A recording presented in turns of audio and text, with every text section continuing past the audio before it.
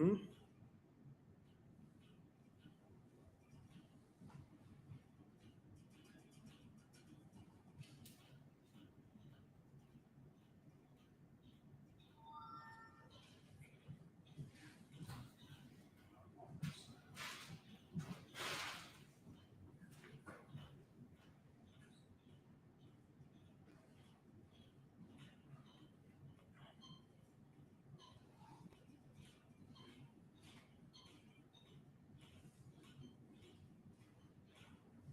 Bear with me 1 second, Israel.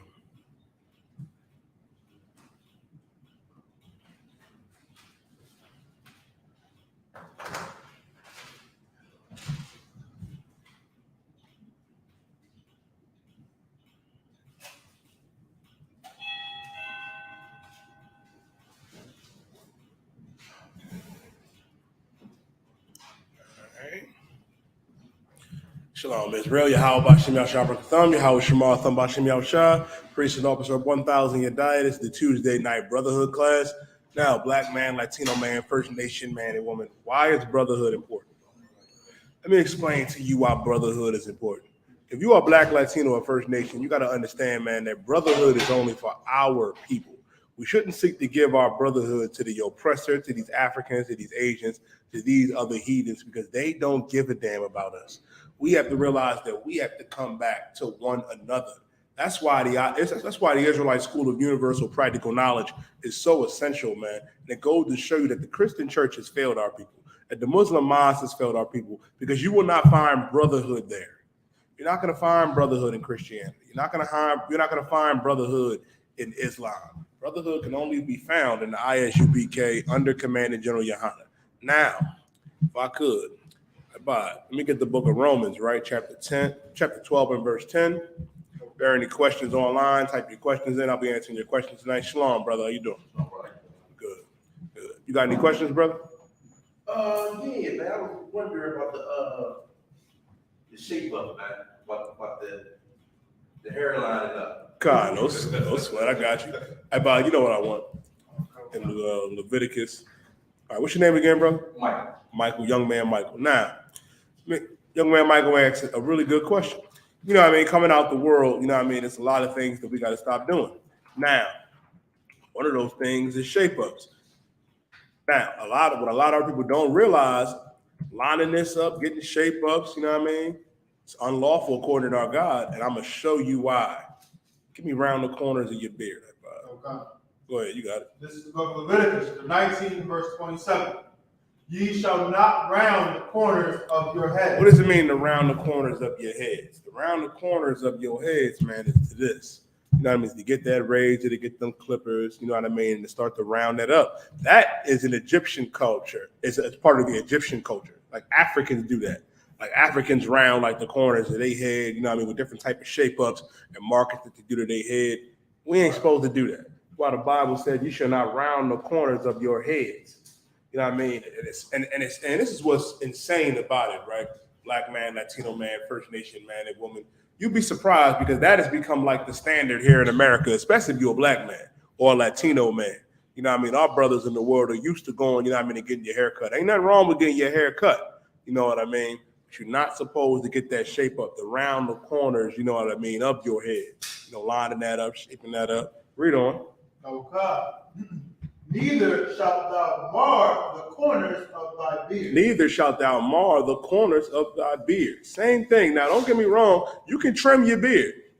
Ain't nothing wrong with trimming your beard, you know what I mean, to get them excess nose hairs, you know what I mean, to your mustache, you know what I mean, getting that straightened up to groom yourself.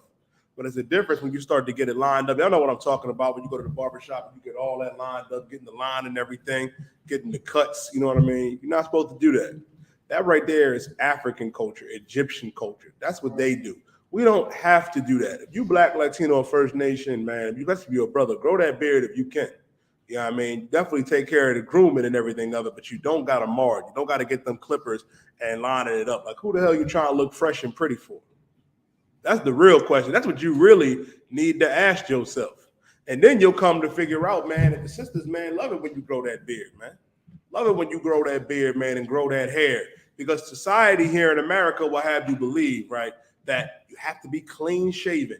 You You got to get that shape up. You got to get them lineups. You know what I mean? Make sure that beard is gone and mar your corners and everything so you can look acceptable to the oppressor. The last thing the oppressor wants you to come back to is your culture. It's rocking that fro, rocking them braids, man. Rock that beard, man. That's why the Lord said, man, read it again. You shall not round the corners of your head, neither shalt thou mar the corners of thy beard.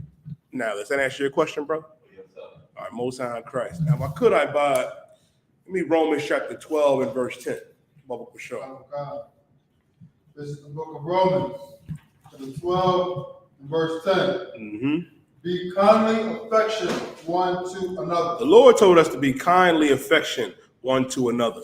What does it mean to be kindly affectionate to one to another? Meaning this.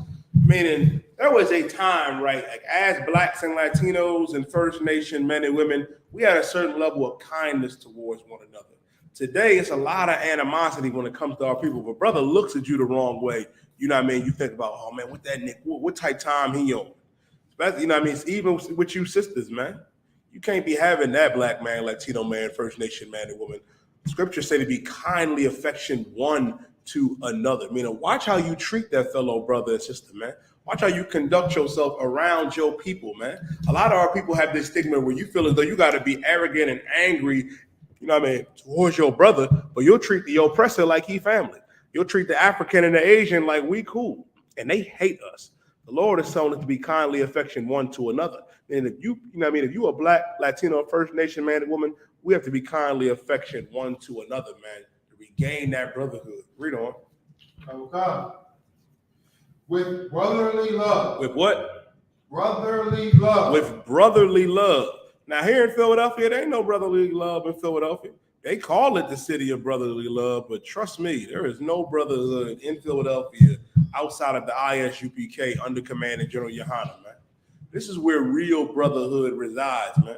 Where else you gonna find that Black and Latino and First Nation man and woman prospering together, realizing that we are the same people without killing one another? Half of y'all, you know what I mean, was going to those Memorial Day cookouts yesterday. I know, I saw y'all out there arguing with your family members, arguing with your homie, passing the L around, passing that Reggie around, getting ready to kill one another. You can't even spend 10, 15 minutes with each other without getting angry and having a disagreement, man, without it coming to blows and violence. You know how many of our people died over the weekend? All because the oppressor told you that you got to go and cook out, you know what I mean, for the fallen that died for this country. And it's a shame, you know what I mean, that every Black and Latino and First Nation man and woman that fought and died for this country that never gave a damn about them, man. While the Lord is telling us, man, be kindly affectionate one to another with brotherly love, man.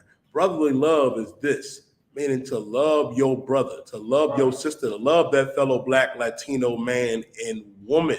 Knowing that abortion is murder, sister. Knowing that selling drugs to your brother is wrong, man. And hating one another is wrong. And being evil and wicked to one another, man. That's why the Lord said, be kindly affectionate one to another with brotherly love. Read on. In honor, preferring one another. In honor and preferring one another. Meaning this, right? When it says in honor, preferring one another, we have to prefer to be with one another. Like, you got to learn. And when it's going into my topic, right? I know I went over it before, but I want to touch on it again because, you know what I mean, a lot of our people, I bought, are so caught up, you know what I mean? How come we can't marry outside of our race? What's wrong with us being with the oppressor? I know everybody was talking about LeBron's son taking the oppressor's daughter to the prom. Got RG3 sticking up for him. Shannon Sharp in his feelings saying, you know, why can't you just love who you want to love? Well, I'm gonna show you why.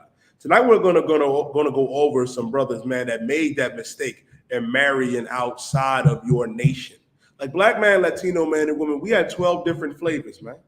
First of all, why would you even want an oppressor woman? Why would you even want an African or an Asian or a Polynesian or Samoan or Filipino when you got all these fine Black and Latino and First Nation sisters out here? And for you stupid sisters out there going after the oppressor, going after the murderer, going after the rapist, you are even as stupid.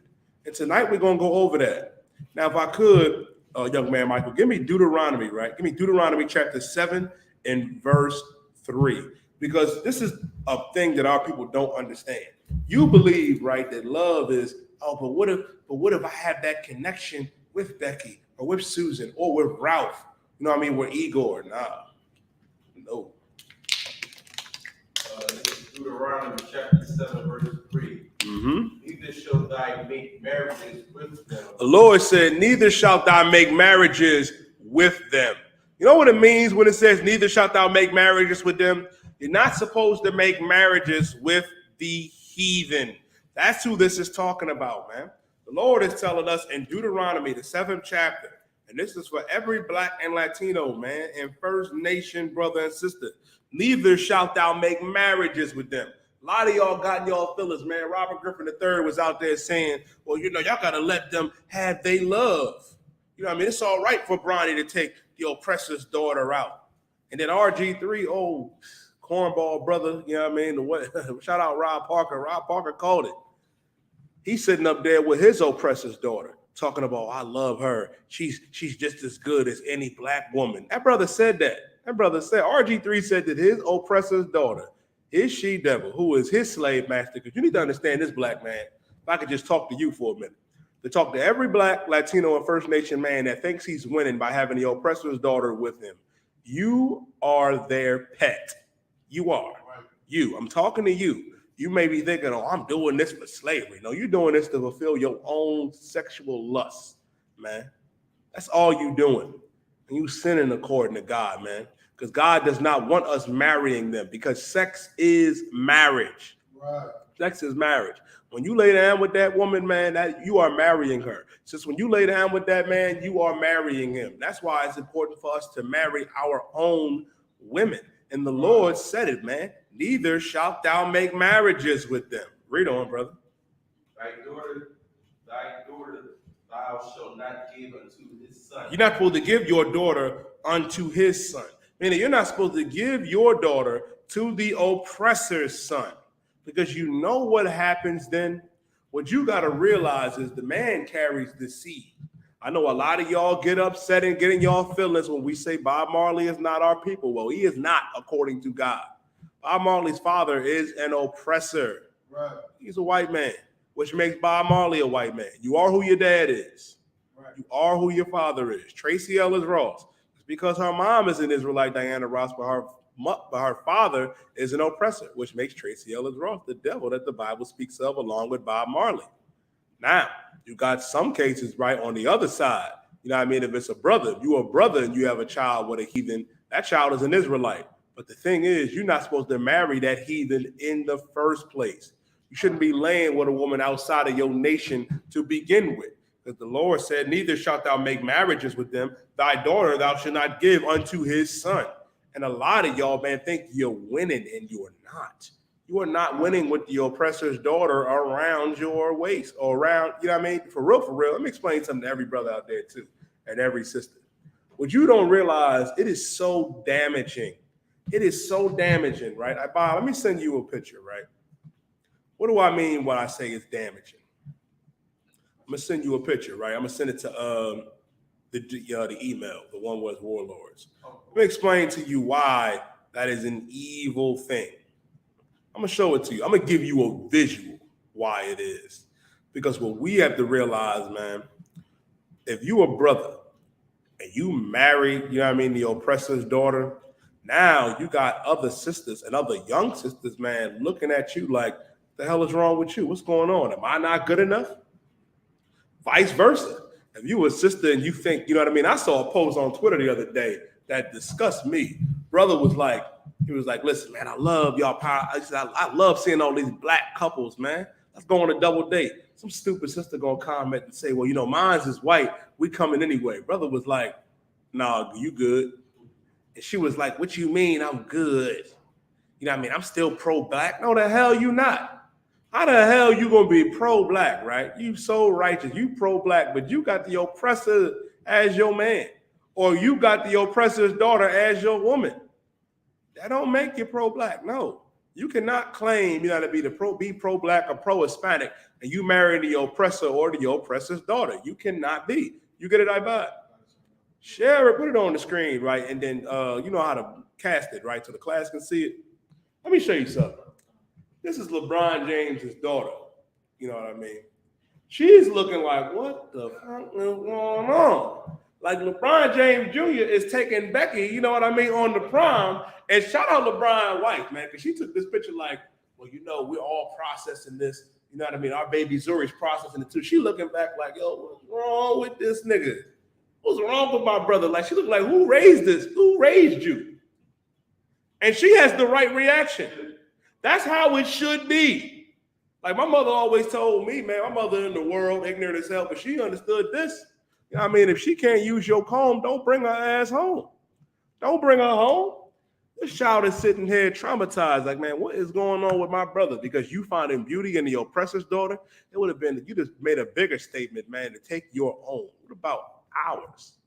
What about ours? That's why our God said, neither shalt thou make marriages with them, neither shalt thou give thy daughter unto his son. You're not supposed to give your daughter, black man, Latino man, First Nation man and woman, unto the oppressor's son. You're not supposed to do that.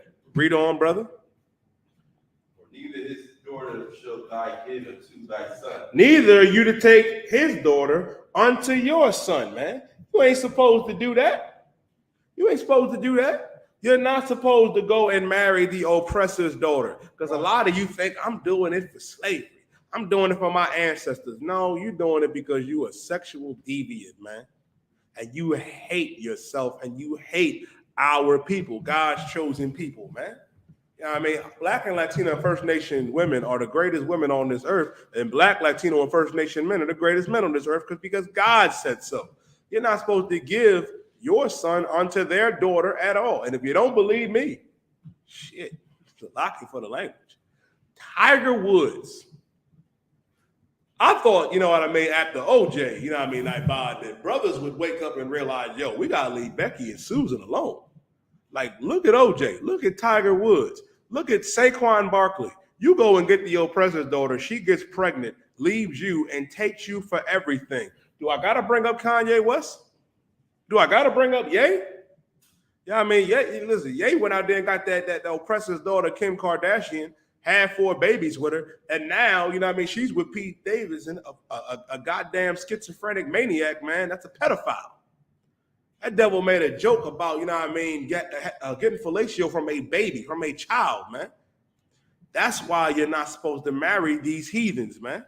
The Lord said, neither shalt thou make marriages with them. Thy daughter thou shalt not give unto his son, nor shalt thou take, you know what I mean, his daughter unto thy son. You ain't supposed to do that. And that's what makes sisters like Serena Williams so wicked, man. Because she went out there against her father's wishes and married the oppressor, man. And I applaud her father, Richard, man, for this reason. Because he didn't go to her wedding. He said, the oppressor is my enemy, man. He said it. He said, the oppressor is my enemy. I was like, goddamn, give that brother a flyer. He understood. Because he said he's seen his friends get lynched by the oppressor. He understands who the devil is, man. All the trauma that he went through, you know what I mean, raising his daughters, and now they out there with the oppressor themselves, man, shaming their father. That's why you ain't supposed to mess with these heathens. And then you got brothers like Shannon Sharp that's like, oh, it's all right to marry who you want to marry. As a matter of fact, I'm going to show you another. I'm going to show you another, brother. Just give y'all an example, right? Give you another scenario. If I could, brother, I was getting ready to bring that up, and you got to raise your hand. But I will say this, brother, we're in the same spirit, because I was getting ready to go there. Just make sure you raise your hand, brother, because God damn it, that's what we got to show that. Because here's the thing, man, a lot of y'all, like if y'all younger may not know, like I watch football, man, Ricky Williams is one of the best running backs ever. And if you look at this picture, him and his new wife, like goddamn, like Commander GEN.YAHANNA brought it out so heavy, it looked like she bought this nigga off of auction. Like that's how bad the picture looks, man. Like that, it made no sense. I'm about to send it to you right now, Breeze. I'm about to send it to you right now. Because for real, man, it's disgraceful when you think about this, man. When you really think and look at it, okay. You're fulfilling your own lust, man, and you ain't supposed to do that. You ain't supposed to do that at all. Like the problem is, black man, Latino man, First Nation man, and woman, you get so down here in America, man, that you think you free, white, and 21, that you got to live like them. But you got to go get the oppressor's daughter. You got to go get the oppressor yourself. Like, you don't realize, man, that you really they pet. That you're their toy that they can just use and throw away. And let me give you an example. I just sent it, please cast this to the screen on the television and cast this online for our brothers and sisters to see. And he also took her last name. Like, goddamn, like that's straight off the auction block. You marrying Becky and you taking her last name. Now your name is what? Milton? Lavoslowitz or whatever, some devil name, man, last name. You know, it's just disgraceful, man. Look at that. Look at that. Like, he didn't look at this and realize, man, like how bad that looked like. He looked like he just got bought off the auction block, man. Like, that just don't make no sense. And that's what they're pushing here in America. This is what they're pushing to our people. They want you to think, oh, that is acceptable and it's all right. And you got Uncle Tom Negroes like Shannon Sharp thinking that's okay. You know what I mean? It's all right to love who you want to love. Meanwhile, you got Ricky Williams, man, who could have had any other sister, brought her up. Now you sitting up here, you driving Miss Daisy now. Now you up here looking like Michael Clark Duncan from the Green Mile. You know what I mean? Following after the oppressor's daughter. It's shameful, man. It is a shameful thing. That's why the Lord said, is Israel a servant in Jeremiah 2 and verse 14? Is he a homeborn slave? Because that's what we're looking like right now. Like this picture right here looks like this nigga really got bought off the auction block. Like, did you not see Get Out? Don't get me wrong, you know what I mean? The actor that played in that is a Hamite. I believe it was a brother that produced the film and made it. But that goes to show you something right there. That you got to leave the oppressor alone, man. You got to leave the oppressor alone. It was a story, man, about a sister that went on a date with a devil from Bumble, right? The date in that Bumble. She wanted a date with some oppressor, and she turned up dead that night, and they ain't even charged the oppressor. And the sad thing is, like a month before, she made a post online saying, when I start dating white men, just know I'm done with you colors. And look what happened when you started to date the devil that the Bible speaks of. You ended up dead. May that sister rise again, man, but you ain't supposed to go out like this. You can't go out like this, black man, Latino man, First Nation man and woman. That's why our God said, neither shalt thou make marriages with them. Thy daughters thou shalt not take unto his son, nor his daughter shalt thou take unto thy son. Read verse 4, young man. For they will turn away thy son from following me. For they will turn away thy son from following me, man. You're going to turn away from the Most High, man, because you got the oppressor's daughter. Now you sitting up there with the oppressor's daughter, and now you sitting up there with the oppressor. Guess what? You ain't following God no more. You're not. Now your mind is being taken away from the Most High because you want to be like the oppressor. You want to have the oppressor yourself if you a sister, or if you a brother, you want to have the oppressor's daughter. And look where that gets you. And our God is against it. For all of you that like to say, well, love is love, not according to God. God, the Most High, Yahweh, is against interracial marriage, man. And he said it, for they will turn away thy son from following me. Now you ain't following the Most High. Now you following Becky. Now you sitting up there married to the oppressor's daughter with her last name out there, you know what I mean, looking like you on the plantation. Come on, man. Read on, brother. That they may serve other gods. That they may serve other gods. Now you serving other gods. And it ain't just, you know, be marrying the oppressor's daughter. You go and marry some Asian woman. Now you think you a Buddhist. You marry the East Indian. Now you think you want to serve Shiva. You know what I mean? Now you go and get an Arab woman to go get an Arab man. Now you want to say salami, eggs, and bacon and follow Allah, which is the figment of the imagination of the Arabs, man. Now you want to follow after other gods because that's what following after these heathen women do, or these heathen men. It turns you away from following the Most High. Read on. So will the anger of the Lord be kindled against you? So will the anger of the Lord be kindled against you? Now you wonder why the Lord is angry with you. Because you're marrying outside of your nation. Doing something that God clearly said not to do. Now the anger of the Lord is kindled against you, man. And you do not want the Lord angry with us, black man, Latino man, First Nation man and woman. Because we're in this captivity because we disobeyed our God. Our God is fully against interracial marriage, man. Right. Fully against it. Read on. And destroy thee suddenly. And destroy thee suddenly. You could be destroyed suddenly you know what I mean, for marrying outside of your nation, man. I'm going to a brother, you know what I mean, a righteous brother, you know what I mean. I believe it was Eleazar Ibad in Numbers with the javelin. We'll go to that a little later. Yeah, you know what I mean. When the one Israelite brother brought in the Midianite woman, brought in some African woman into the, you know what I mean, into the congregation. You know what I mean? I'm gonna go into it a little later. But to touch on it, man, like it goes to show you, man, that our God has always been against it. That's why it's here in Deuteronomy.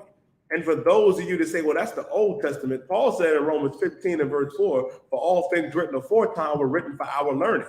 Christ said in Matthew, you know what I mean, the 5th chapter, you know what I mean, Matthew chapter 5 and verse 17, to think not that I've come to destroy the law or the prophets. It's laws, statutes, and commandments we still have to follow, black man, Latino man, First Nation man and woman, and interracial marriage is against our God. And the Lord will destroy you suddenly for it, man. Read verse 5, brother. But thus shall you deal with them. You shall destroy their altars and break down their images. Now, this is what the Lord said we should do. This is what the Lord said to do, black man, Latino man, First Nation man and woman. Read it again. But thus shall ye deal with them. You shall destroy their altars. It said, thus is how you should deal with them. You should destroy their altars. Meaning this is what you got to do. When we came out of Egypt, right, the Lord told us, man, when we come in, you know what I mean, to go into the promised land, you know what I mean, to go into our land, traveling from Egypt, that we got to destroy these altars of these heathens, man. You ain't supposed to marry them. You ain't supposed to join unto them. You're supposed to destroy their altars, man. And you know how you do that today? Come out the Christian church. Come out of the Muslim mosque, man. Throw that Quran away. And if you're going to keep it, I got some good use for that Quran.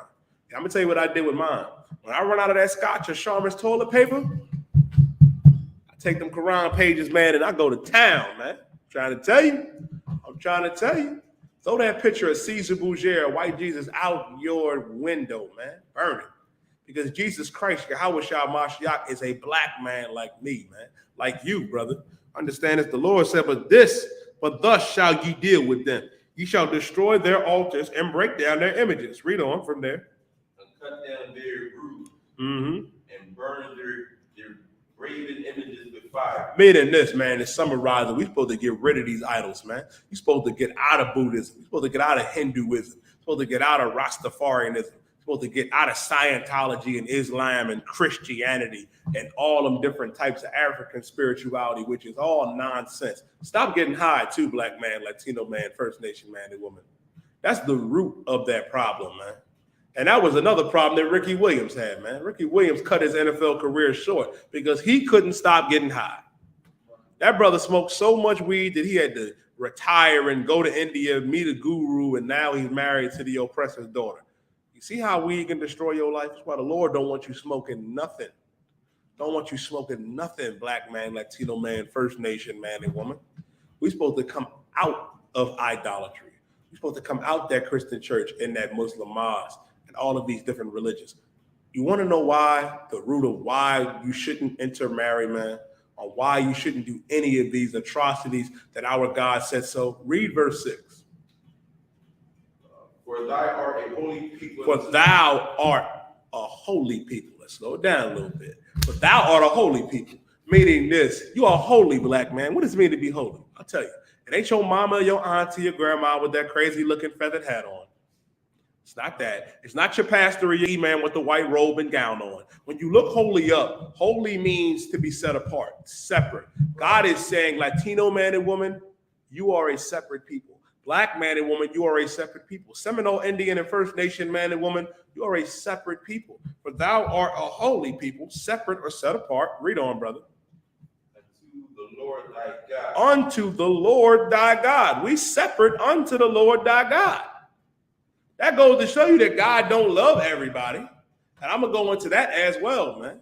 To prove and show you that God doesn't love everybody and show you what God feels about these other nations. I buy a whole 2nd Ezra chapter 6 and verse 54. Because this is what our people don't understand. You looking at the oppressor like, you know what I mean? Like God loves them. Like God loves these other nations. God does not love these heathens at all. And I'm going to show it to you.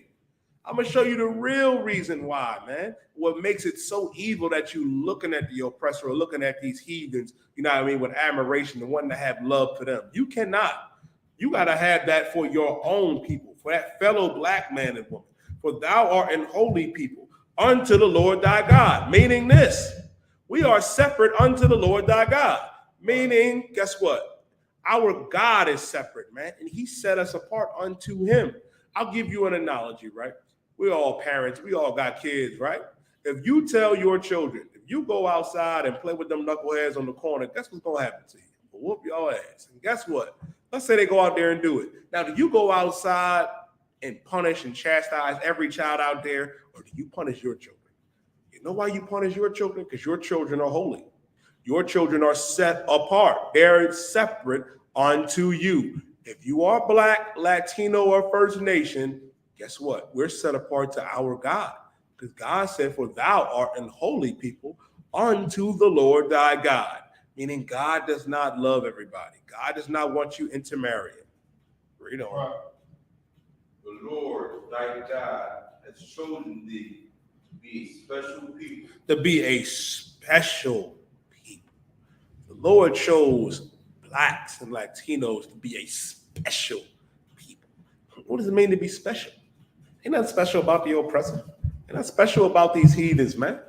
First of all, man, you don't watch NBA games to watch Luka Doncic or Nikola Jokic. You don't watch them.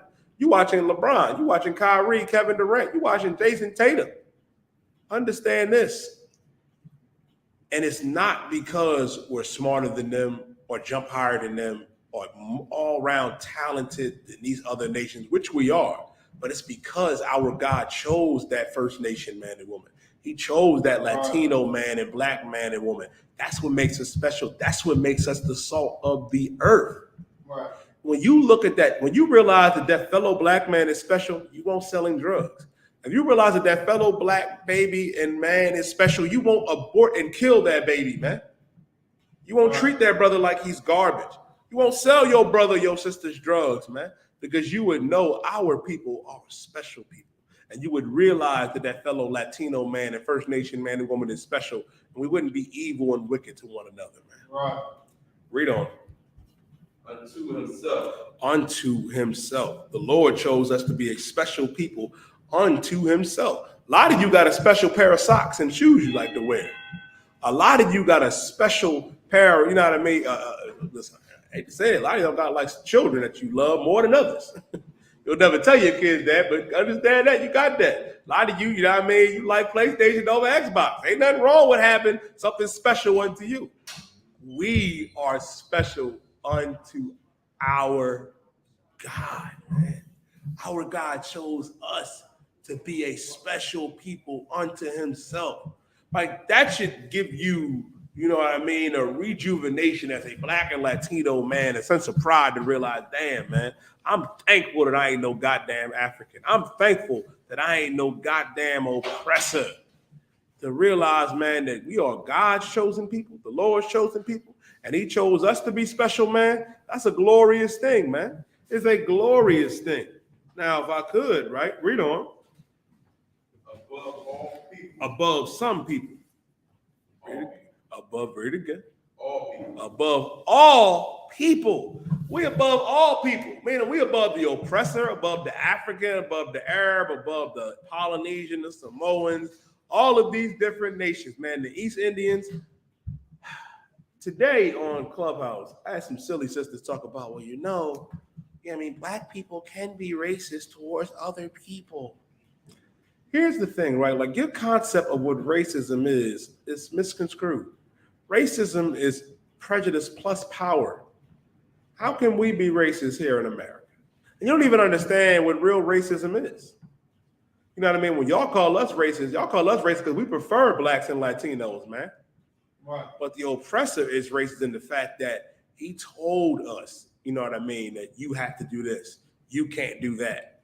You can't drink from that water fountain. You have to go to this school, or you have to do this. You have to conform to my civilization and my culture.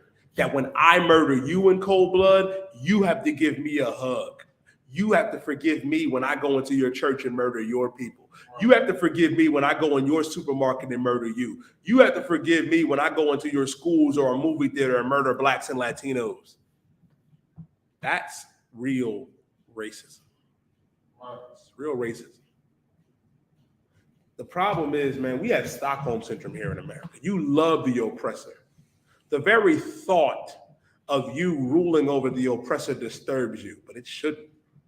I revel on that day, that glorious day when our king returns, man, when these heathen are going to get exactly what they deserve, in particular, the oppressor.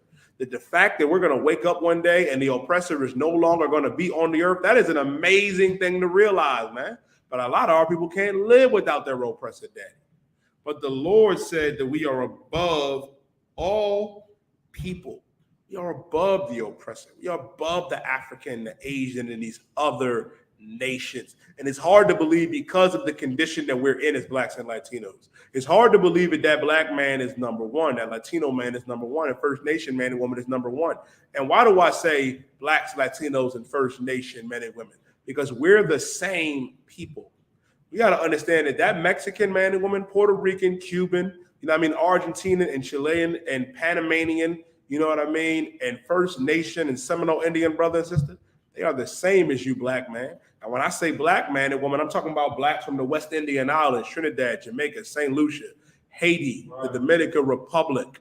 We are not African, black man and woman. We are the Lord's chosen people. And that Latino man and First Nation and Seminole Indian man and woman is your brother and your sister. And we are above these other nations. The Lord said we are above all people. Read on. That are upon the face of the earth. That are upon the face of the earth. We are above them. So why would you want to marry them? Why? You're above the oppressor and his daughter. You're above the African and his daughter. As a matter of fact, let me show you that too. Let me 2 Ezra chapter 6 and verse 54. Let me show you what the Lord really feels about these other nations. Because you hold such admiration for them, right? But this is what our God said about Bill, about Fred, about Susie, about Ethel.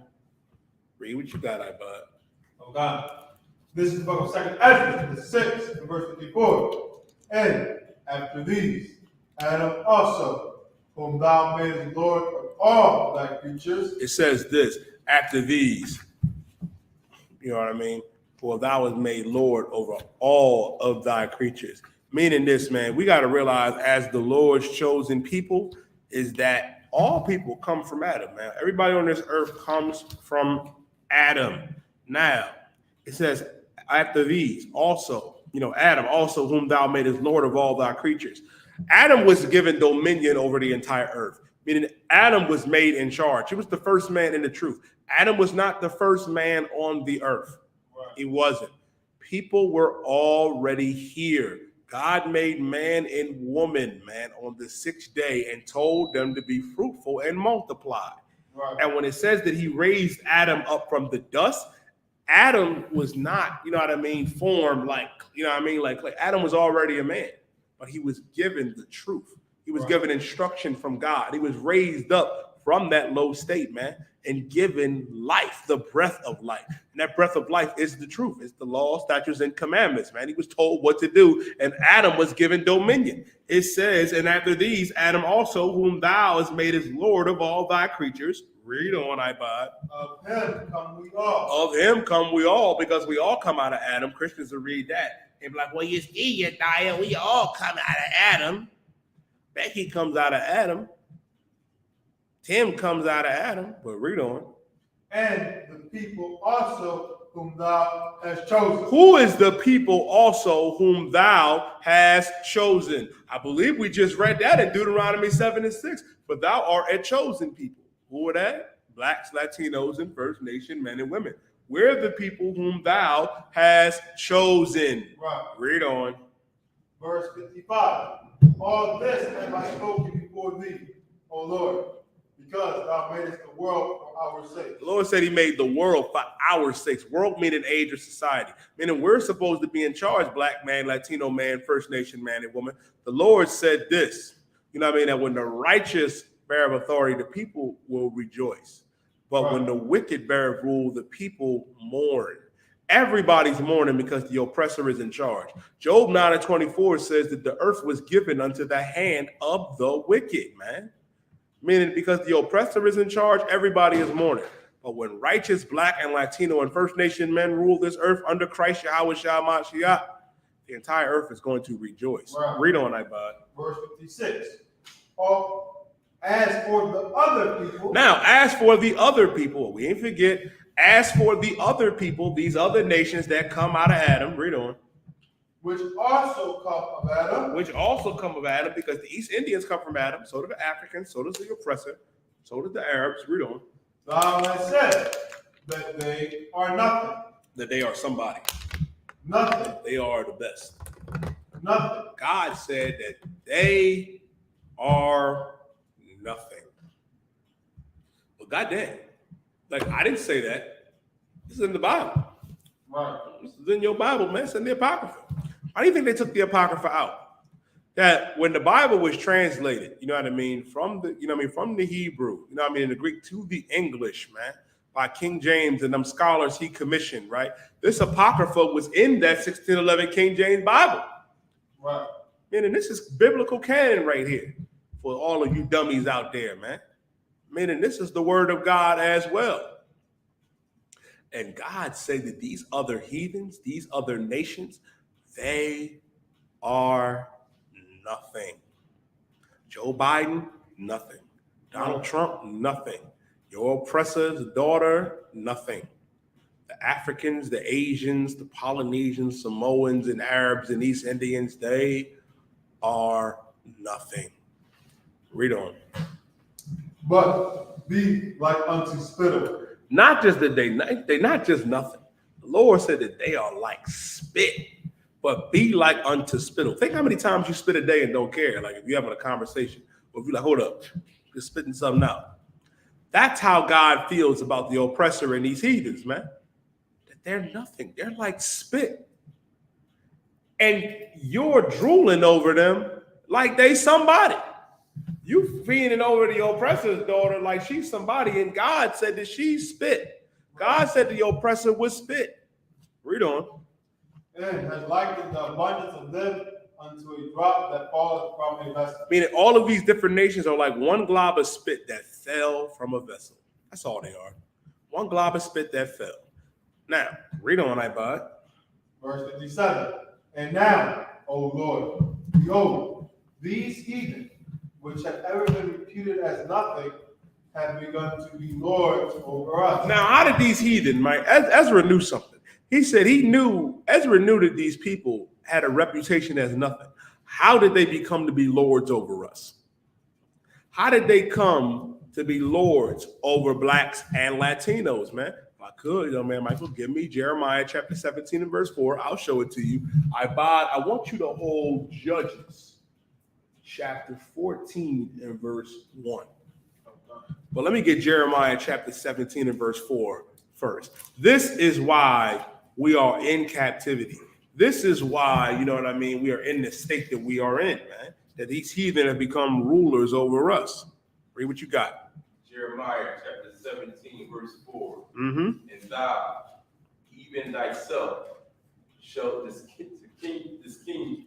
Discontinue. From thy heritage. It says, and thou, even thyself, shall discontinue. What does it mean to discontinue? So, meaning to cease. It's over.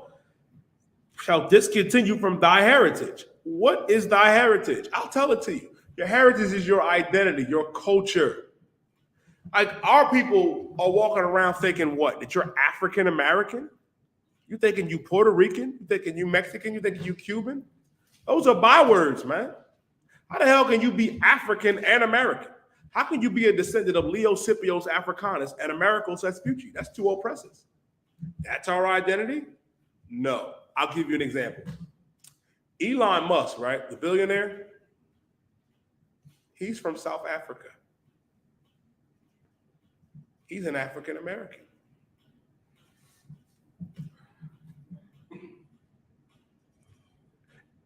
Am I lying? Am I wrong?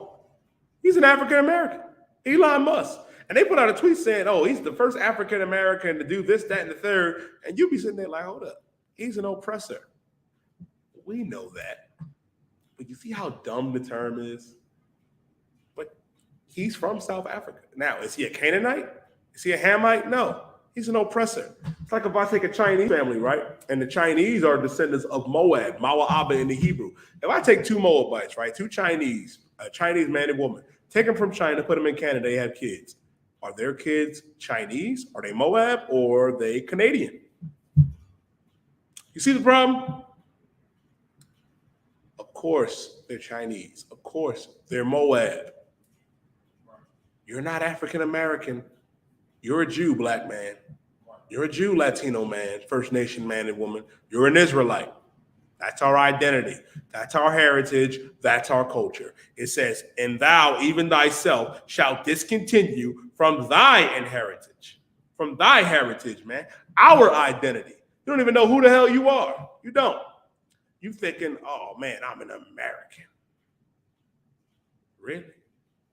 You an American, huh? Tell me this. You an African American, you proud of representing America. Where has that gotten you? What culture can you pass down to your children? You don't know. Our culture and our identity is right here in this Bible, man. Right. The Lord said, and thou, even thyself, shalt discontinue from thy heritage. Read on. That I gave thee. That I gave thee. Meaning God gave this to us. God gave us our identity, our culture, man. These laws, statutes, and commandments. Read on. And I will cause thee to serve thine enemies. To serve thy enemies, man. We serving our enemies right now. Our enemies is the oppressor. Our enemy is America. You know how you know you serving your enemy? You just got done celebrating Memorial Day. Like, and I never really understood it, man, until I came into the truth, is that our people are so destroyed. The oppressor tells you to go out there and buy a grill and cook out on this day, and you go do it. The oppressor tells you to go get a Valentine's Day card for that ungrateful dragon you got at home. You go do it. The oppressor tells you to go get that Father and Mother's Day card. You go do it. He tells you to celebrate Christmas and Thanksgiving. You do it. So whatever your oppressor daddy tell you to do, you go and do it. But God said, you know what I mean, to keep these laws, statutes, and commandments. God said to keep the Passover, to keep the Sabbath, to keep the Feast of First Fruits, which is in 2 weeks, man, on June 12th, a Sunday, man. But you don't want to do that. You want to conform to the oppressor. That's because we're serving our enemies, man. You're serving the oppressor right now. Why? Because God said so, because we disobeyed his laws, statutes, and commandments. Read on. In the land which thou knowest not. We don't know America. This ain't our land. This ain't our home. Our home is Jerusalem, man. Zion, Israel. Yasha'Allah, that's our land, man. That's where we're from. We don't know America. Black man, Latino man, First Nation man and woman. This ain't our land. And even if you're First Nation, right? Or even if you're Hispanic, like so-called Hispanic. It's like, Allah Panya, Barak, Yahweh Ba Shemi Al Shah Barakatah. Like, General, you want the class? No. Colonel Khan, sir. Colonel Khan, sir. Colonel Khan. I under bar, sir. Yahweh Ba Shemi Al Shah Barakatah. Me and Captain Ahmad rotated, sir. Colonel Khan, sir. Shalom, sir. Lord of Christ. Yeah, understand this black man, Latino man, First Nation man and woman. Hey, love Trinity. Here's the thing, right? We have been so destroyed in America where we think America is our home. Like I brought out yesterday, America is not our rest. That's why the Lord said in Micah chapter 2 and verse 10 to arise ye and depart. Meaning not get on a boat, right, and go to Zimbabwe or go to Africa or somewhere else in Africa or get on a plane. No, take your mind out of America because you get so caught up in this land, right? You think it's yours. You think, you know what I mean? This is our home. That, no, it's not. Even though First Nation man, Hispanic man, and woman, you came over here after what? About the Assyrian captivity? After the Assyrian captivity, you came over here, man. And that's in the Apocrypha. And guess what? Came over here, and there was a Moabite king that said it, man. That if you want to get over on the Israelites, if they're following their God, you ain't going to be able to get over on them. However, here's the thing. If we didn't follow our God, the Lord would be against us. That's why we're in that captivity. That's why, you know what I mean, they can go in our schools and shoot it up.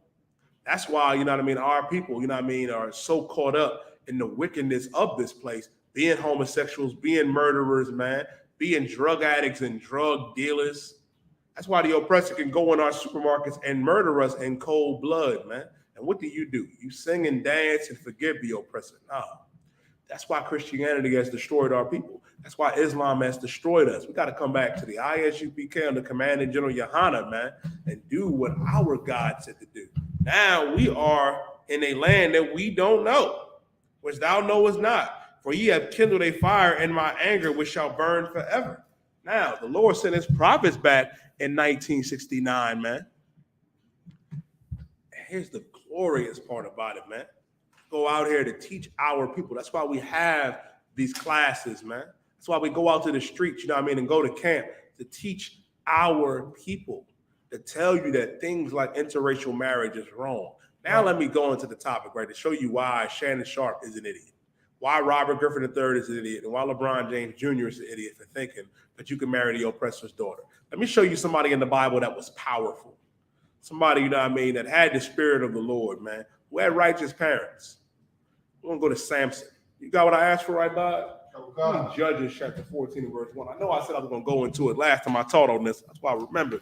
Let's go into that. I always like to go into Nehemiah, which I'm going to touch on, but let me go into Samson. Because here's the thing, right? Samson was a, you know what I mean, a Danite brother, man. You know what I mean, of the tribe of Dan. So Dan, he would be, you know what I mean, he was Samson today, you know what I mean, because a lot of the Danites conform with Manasseh. He would be a Cuban brother today, man. Samson would be a so-called Cuban today, man. Now, this powerful brother, man, Spirit of the Lord was on him, you know what I mean, a judge in Israel, man. I mean, and Samson had authority over blacks, Latinos, and First Nation men and women. But read what you got. Read the book of Judges, chapter 14 and verse 1. This is the book of Judges, chapter 14 and verse 1. And Samson went down to Timnath. Saw a woman in Timnath of the daughters of the Philistines. Now, Samson, right, he went down to Timnath, and he saw a woman of Timnath of the daughters of the Philistines. Now, the Philistines, you know what I mean, are one of our enemies, man. So-called Africans, man. He saw this African woman, and he just had to have her. He saw a woman of Timnath of the daughters of the Philistines. Read verse 2. Verse 2. And he came up and told his father and his mother. Now he went to his father and his mother, man, and was like, now imagine, right? I'll give you this. Imagine, you know what I mean, you sitting there with your Eve, your rib, right? And your son come home like, yo, dad, yo, Abba, yo, mama, I found this beautiful woman, man. And you get excited for him, like, all right, man, tell me about her. And then he say, well, you know, she a daughter of the Philistines. She an African. You're going to look at him, especially you're a righteous brother, and then you're going to look at him like, what? Like, nigga, what's wrong with you? What's the matter with you? You be looking like, put LeBron James' daughter back up there. You be looking like this sister right here. You be looking like her right here. Like, just imagine, man, like your son coming home or your daughter coming home, right? Talking about father, mother, I want you to meet, you know what I mean, who I love, the woman, the man of my dreams, right? Your son or your daughter coming and bring this home, bring the oppressor home, raise some African home. You're going to be looking like LeBron and Savannah's daughter, man, looking like, what the fuck is wrong with this nigga? You be looking like, who raised you? What's the matter with you? Now, it says Samson went down to Timnath, right, and saw a woman of Timnath, of the daughters of the Philistines, man. And he went up and told his father and his mother. Read on, Ibad. I've seen a woman. I have seen a woman of Timnath. Now, before you read that, he'll be like, I've seen a woman. You'll be like, oh, you saw a woman, my man, my son. He saw a woman. Read on it. Oh God. Of the daughters of the Philistines. Now, therefore, get her for me to wife. Get her for me to wife. Imagine your son coming home to you, young man, Michael, and I buy, saying, Dad, I need you to go get me that African woman. you're gonna be looking at him like, yeah, I mean, can they see this iPod? Like, zoom in on the sister's face. You'll be looking like her. You'll be like, what? Like, nigga, what's wrong with you, man? What is wrong with you? Like, what? Like, who raised you, my G? What's going on? Now, read verse 3. Bubba Michelle. So God, verse 3. Then his father and his mother said unto him, is there never a woman among the daughters? Read that again. Is there never a woman among the daughters of thy brethren? Is it never a woman? Like, I need you to understand how heavy his parents just cut him, man. Like, how heavy it was for his father to cut him like this, and his mother. They said, then his father and his mother said unto him, is there never a woman among the daughters of thy brethren? Like, you couldn't go out and get a sister of your tribe or a sister of your people? Like, you couldn't go get another Cuban sister? You couldn't go get a daughter of Ephraim, and a Puerto Rican who's Ephraim? You couldn't go and get, a Judite sister? A black woman? You couldn't go get a Mexican sister of the tribe of Isupk? His parents said, is there never a woman among the daughters of thy brethren? You know how heavy that is? Do you understand the magnitude of what's being said right here? They cutting him. Like, what the hell is what's wrong with you, Samson? You want the daughter of the Philistines? Like, I need to give you some backdrop, right? We were at war with them Africans at this point. Were we not, iPod? We were at war with them. And we were at war with them. And here you are. You coming up in the crib talking about, yo, father, yo, mama, I need you to go get me this African daughter of the Philistines. His father and daughter looking like, what? Who? It couldn't have been me. Oh, boy, that's your son. Tell him that's your son. What's wrong with this nigga, man? And they said, is there never a woman among the daughters of thy brethren? Like, and this is what silly Negroes like Shannon Sharp don't understand, or what RG3 don't understand, or LeBron James Jr. don't understand. What that does, man, to the morale of our people, man, to see that. Like, how disgusting is that you looking at the oppressor's daughter? You looking at some African, man. Here we are at war with the Philistines, man. We at war with the goddamn Africans, and your son coming home to my father, I need you to get me that African woman to marry. Ain't no way, boy. But guess what? That happened. It says, then his father and mother said unto him, is there never a woman among the daughters of thy brethren? Meaning this, we got 12 different flavors. Okay. You don't want a sister from the tribe of Judah. You got Benjamin. You got them women, of Guyana. Of Jamaica and Trinidad. You got the Levites, of Haiti. You got Puerto Ricans and Ephraim. You got Argentina and Chile, which is Naphtali. You got Asher, which is the Brazilians. You got the Mexicans, which is Isupk. You got First Asian, which is Gad. The Seminole, which is Reuben. Like, you got options. You got options. Black man, Latino man, First Nation, man and woman. But you want an African? Like, goddamn, like, don't you understand, man, that Africans stink? Like, am I making something up? Like, Africans don't smell like, rhinoceros residue in giraffe water. Like, we not going to sit up here and act like they don't got a smell that is biblical. And the East Indians, too. And you want the oppressor's daughter, so you want to eat slimy meat for the rest of your life. That's what you want. They don't season their food, man. That's what you want. When you can have, whatever you like of the 12 tribes of Israel, black man, Latino man, First Nation, man, you can get a sister of your own nation, man. That's what makes it important. But you so caught up in America, you so in love with the oppressor and his daughter that you got to go get them. Is there never a woman among the daughters of thy brethren? Read on. Okay.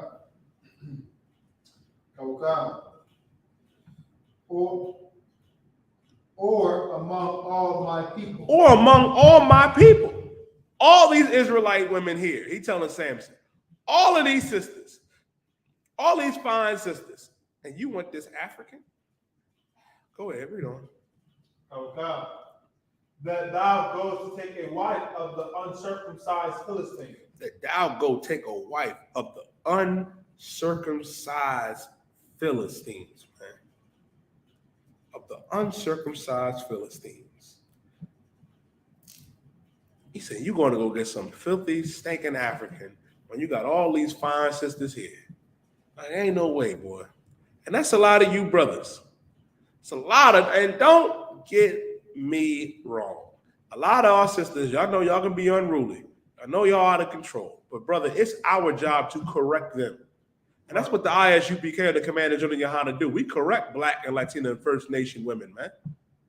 You know what I mean? A lot of you simple brothers, man, y'all make me so sick. Like, you know what makes my skin crawl? Like if I could share something with y'all, young man Michael, like what really kills me is that when brothers say, sisters never liked me.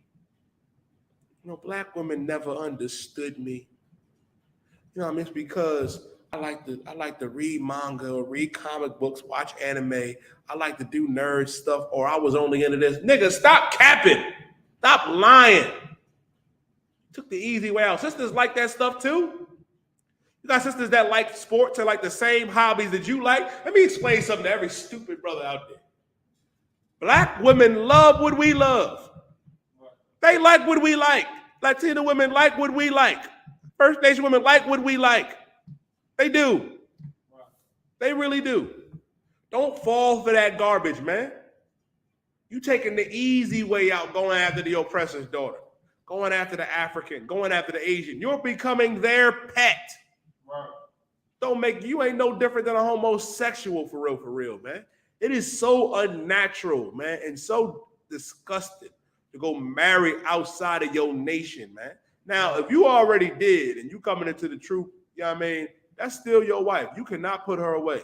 But you can't go out and get another oppressor's daughter. Right. You can't go out there and get another African. You better go get an Israelite sister. Or if you were a sister, listen, you better pray the Lord, you know what I mean, get rid of that heathen husband you got. You better pray for that, but you can't leave it. That's why it's important, man, to choose your own. You got 12 different flavors, man.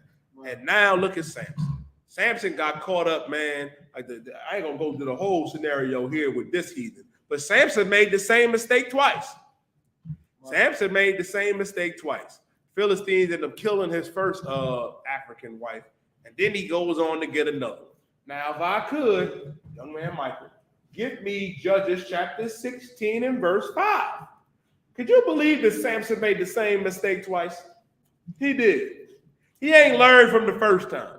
But you got a lot of brothers like that. Tiger Woods, Shannon Sharp, Bron Jr., Tim Duncan. Kobe made that mistake. Kobe had a fine Mexican sister, man, in the tribe of Isupk, had to go and get Esau's daughter. Yeah, I mean, a lot of y'all brothers love the oppressor's daughter. A lot of you sisters, man, I've seen a lot of videos on TikToks of Esau, the oppressor, you know what I mean, putting belts around sisters saying, this is my slave. And you ignorant, stupid, dumb Black and Latina women, man, going along with that garbage, man. Interracial marriage is against God. It's against the Most High, man. Let me get Judges chapter 16 and start at verse 5. Now, matter of fact, start at verse 4. Start at verse 4. Judges chapter 16, verse 4. And it came to pass afterward that he loved a woman in the valley of Isupk, whose name was Delilah. Now, and it came to pass afterwards that he loved a woman of the valley of Isupk, whose name was Delilah. Samson fell in love with another heathen woman, another Philistine, another uncircumcised African named Delilah. Right. I wonder how this one is going to end. Read verse 5. And the lords of the Philistines came up unto her. Now, the leaders of the Philistines, the lords of the Philistines, they came to her. They came to her saying, yo, Delilah, that's what you're going to do. Read on. Entice them. And what? Entice him, meaning game Samson up. Find out, because let me give you another backdrop on Samson. Samson was strong as hell, man. The Lord was really with Samson. Like Samson killed a lion with his bare hands. Samson killed 1,000 Africans with the jawbone of a donkey. Like, I need you to understand, like, what type of monstrous brother Samson was, man. Like, if you need to understand, like, if you think, like, you know who I think of when I think of Samson? I think about, you know what I mean? I know what I'm talking about. I think about Shamgar, man. I think about my big brother, my big bro, man. Big bro out there in the UK, Shamgar, officer of 5,000, man. Shamgar, big brothers, man. You know what I mean? Listen, man, I think about a big, strong brother like that. Man, out there, you know what I mean, at the Hebrew Academy, you know what I mean, the Cobra bit Shamgar, man. And after 4 days, the Cobra died. That's the type of nigga that he is. No, just joking, of course. Yeah, you know what I mean? But that's the kind of brother. Now, when I think about Samson, that's what I think about. Samson was that type of brother, I buy. Now, they saying game him up, because we can't beat Samson. We can't take him down. Does that sound familiar to y'all? Just think about it for a minute. The Africans came to Delilah, because they're the same people. And they said, yo, game Samson up. So we can read on. I ain't gonna go too much into it. It's gonna tell you. And see where his great strength lieth. Find out where his strength come from, where his strength lieth, man. Because they trying to kill Samson. They tried to get over on Samson. Now, for those of you out there, I'm gonna give you a chance. For the Shannon Sharps and RG3s out there. If love is love, Delilah should say, no, I love Samson. I'm not going to do this. I won't betray my husband. Let's find out what Delilah did. Read on. And by what means we may prevail against them. They said, man, game him up so we can figure out how we going to be able to prevail against him. How we going to win against Samson. Read on. That we may bind him to afflict him. So we can bind him to afflict him. They said, we trying to bind him up, put him in jail, man, and afflict him and torture him, man, kill his brother. Read on. And we will give thee every one of us 1,100 pieces of silver. Man, they say, listen, we're going to give you 1,100 pieces of silver. And guess what? Delilah took that money. She took that money. She took it. You want to know why? Because Delilah was loyal to her people. Heathens are not going to be loyal to you. They not. The oppressor is not going to go against his own for you, black man, Latino man, First Nation man and woman. I pray you understand. Let's read on. And Delilah said to Samson, tell me, I pray thee, where in thy great strength lieth. Now, she came to him and said, Samson, my Lord, tell me where your great strength lieth. Tell me, you know what I mean? Where does your strength come from? How are you this strong? Read on. And wherewith thou mightest be bound to afflict thee. He said, now this is what Delilah said, man. She said, wherein thy great strength lieth, and what means, you know what I mean, and where thou mightest be able to bound thee and afflict thee. Meaning this, man. Meaning thou mightest be bound to afflict thee. She's like, tell me, you know what I mean, what makes you weak? What can make you weak? Right. Now, which is so heavy about this, right? You would think Samson to be smart enough to realize, you know, why she asking me that? Right. Why is she trying to figure out what's going to make me weak? But you so in love with this heathen, you going to indulge it. Read on. And Samson said to her, if thou bind me with 7 green, if thou bind me with 7 green withs that were never dried, then shall I be weak and be as another man. Now, he said, now you bind me with 7 green whips, right? You know what I mean? Like, think about like 7 green vines. Think about that are dried. You know what I mean? If you bind me with that, you know what I mean? I'll be weak just like any other man. He playing with her, of course. That ain't really where his strength lies. But read on. Verse 8. Then the lords of the Philistines brought up to her 7 green whips, which had not been dried. And she bound them with them. Mm-hmm. Now, she was like, all right. She went back to the Philistines and said, all right, if you bind him up with 7 green vines, 7 green whips, right, we'll bind him up and that'll make him weak. Read on. Now there were men lying in wait, abiding with her in the chamber. In the chamber. They sitting up there in the room, right? In her room. They in the crib waiting outside the door. Like, we about to get this nigga now. Read on. And she said unto them, the Philistines be upon thee, Samson. Now, she was like, Samson, the Philistines is here. The Africans is here. They here to get you. Read on. And he brake the whip. Now, he got up and was like, where they at? Where they at? What's going on? I'm ready. What it is. Read on. As a thread of tow is broken when it touches the fire. Man, meaning she bound him up good too. And he got up and was like, whoop. Not today. Read on. So his strength was not known. His strength was not known. Meaning he lied to her. He ain't told her the truth. Read verse 10. Let's find her reaction, right? And Delilah said unto Samson. Now, this is what Delilah said unto Samson. Read on. Behold, thou hast mocked me. He said, behold, thou hast mocked me. She like, you lying. That's not what makes you weak. And which I never understood, man. It's like, God damn, like how, and this is why what the Lord said was so heavy, that your mind turns from following the Lord.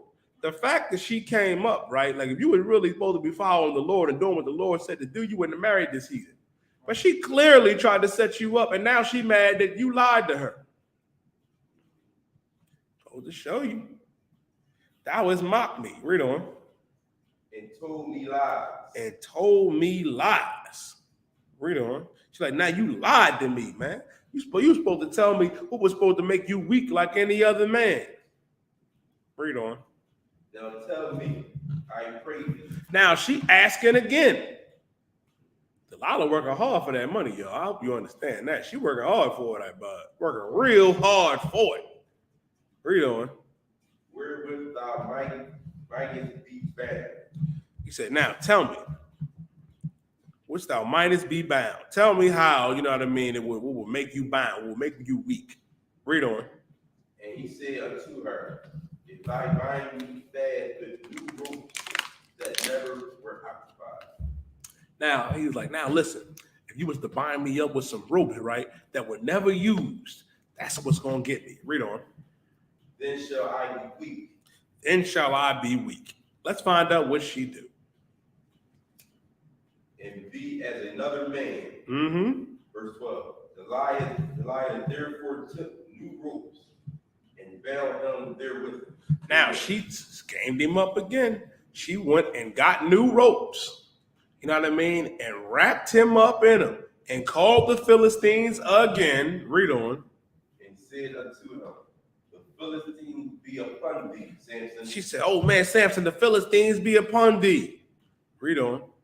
And there were lying in wait, abiding in the chamber. Yeah, they are. They're in the crib waiting to fight and get Samson again and take him in and get it. Read on. And he brake them from off his arm like a thread. Now he broke these ropes like a thread. He got up like, not today. Strength wasn't known. Read on. And Delilah said unto Samson, Here is the Mm-hmm. thou hast mocked me and told me lies. Mm-hmm. Tell me wherewith thou mightest be bound. Mm-hmm. And he said unto her, If thou weavest the 7 locks of my head. If thou weavest the 7 locks of my head. Now, if I could get off topic for just a second, right? For you simple, stupid individual likes that think them nappy dreadlocks, you know what I mean, is biblical, they're not. Have you ever seen somebody with just 7 dreadlocks? But you'll see brothers with 7 braids. Because guess what braids are? Braids are locks, according to the Zondervan Bible Dictionary and Pictorial Bible Dictionary and Compact Bible Dictionary. The 7 locks are the 7 braided locks. When you look that up in the Bible Dictionary, it's going to tell you the braided locks. Samson had 7 braids. Now, when it says weavers, you know what I mean? The locks of my head, man, they take my braids out. They weavers might take them out, you know what I mean? And I'm weak. Read on. Locks of my head with the web, Mm-hmm. and she fastened it with the pin, and she said unto him, the Philistines be upon thee, Samson.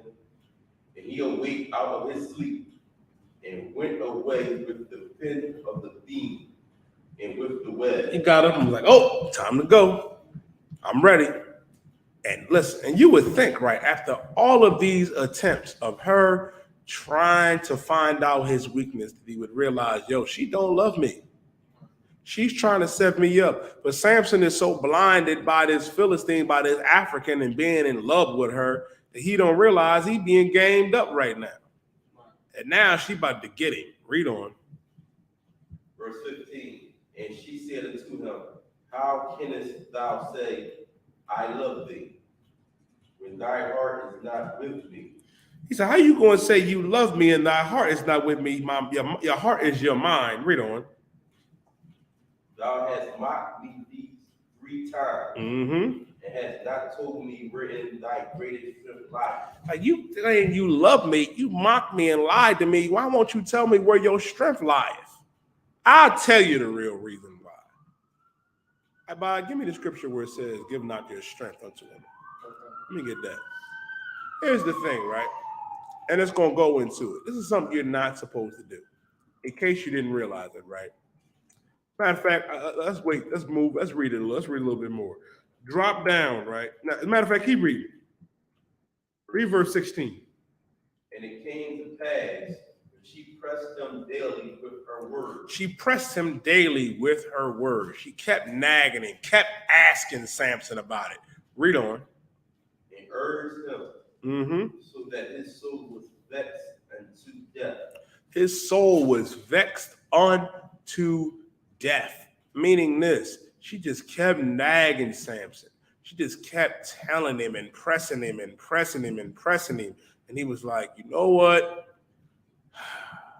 Here you go. Now I'm about to tell you. Read on.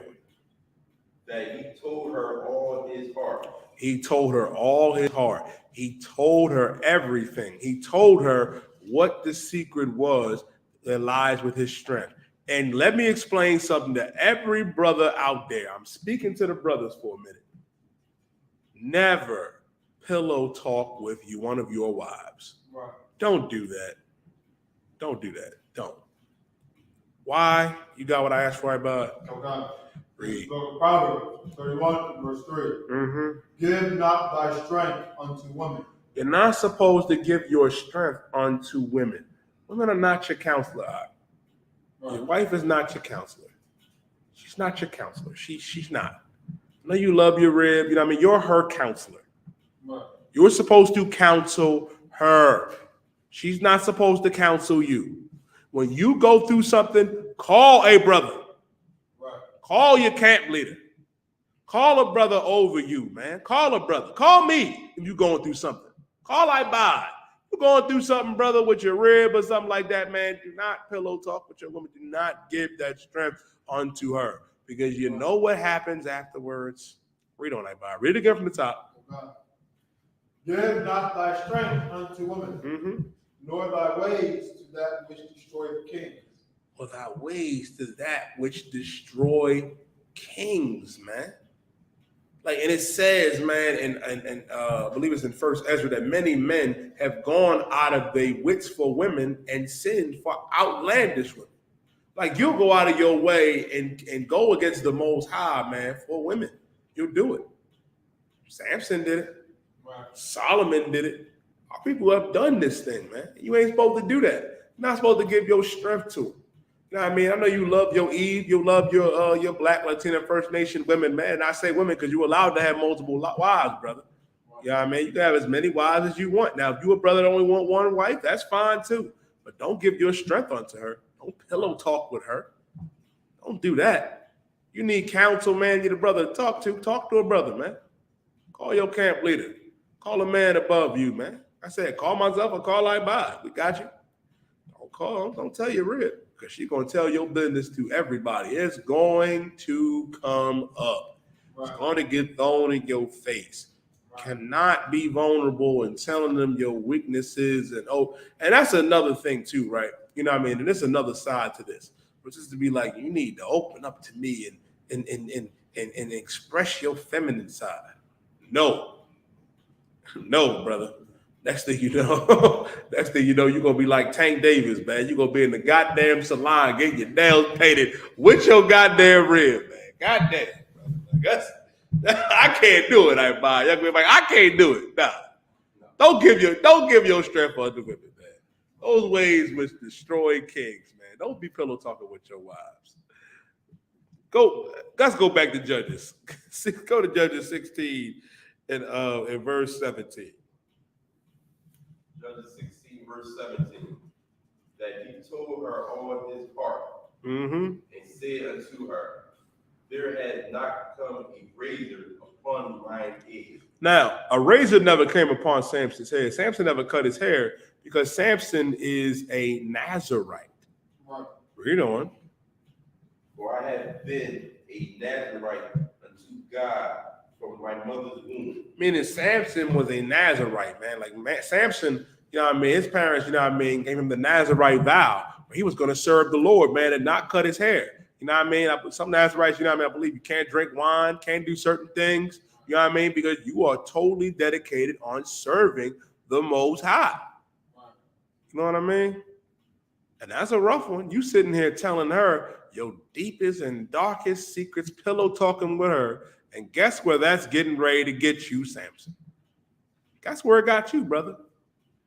Tiger Woods. All the millions of dollars. Greatest golfer ever. Chased up a tree by an oppressor because he was sleeping around with other oppressors. Embarrassed every brother on the earth, man. Kanye West embarrassing every brother. Like, it's embarrassing, man. It's a damn shame. Sisters out there shaming themselves, getting with the oppressor. You know what I mean? It's a goddamn shame, man. Read on. If I be shaven, then my strength will go from me, and I shall become weak and be like any other man. Now, he said, now, if you shave my head, I'm going to be weak just like any other man. That's my secret. Now, watch what Delilah does with this. Read on. Verse 18. And when Delilah saw that he had told her all his heart, she sent and called for the lords of the Philistines. Now, she sent and called for the lords of the Philistines. Now, she went and got the Philistines, and guess what? Read on. Saying, come up this once, for he has showed me all his heart. She was like, listen, he ain't lied to me this time.